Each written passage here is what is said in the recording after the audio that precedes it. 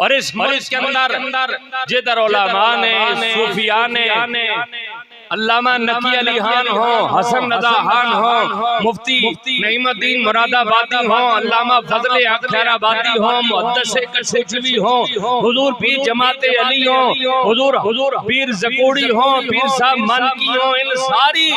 शख्सियात ने मिल के मैं समझता हूँ ऐसे मुल्क की बुनियाद रखी है जिसकी निस्बत मदीना तैयबा से मिलती है।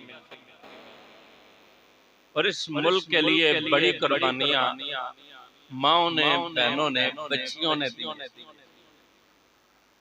आज हम जब इस आजाद मुल्क में आसानी से आप आजान होती है, अपनी मर्जी से मस्जिद आते हो, नमाज पढ़ते हो, अगर आप पे कोई गैर मुसल्लत होते तो हो सकता है नमाज की पाबंदी होती, अजान की पाबंदी होती, स्पीकर की पाबंदी होती, आने जाने अलग उनके कानून कायदे ज़ाब्ते होते तो कितनी मुश्किल होती। तो ये मुल्क इसलिए बनाया गया था कि जिस मुल्क में कुरान की हुक्मरानी हो, जहाँ हुजूर अलैहिस्सलाम के लाए हुए निजाम के मुताबिक जिस स्टेट को चलाया जाए, जहाँ अमीर गरीब के लिए एक जैसे कवानीन हो, जहाँ उसूल और आइन जो है ये कुरान की सूरत में हो।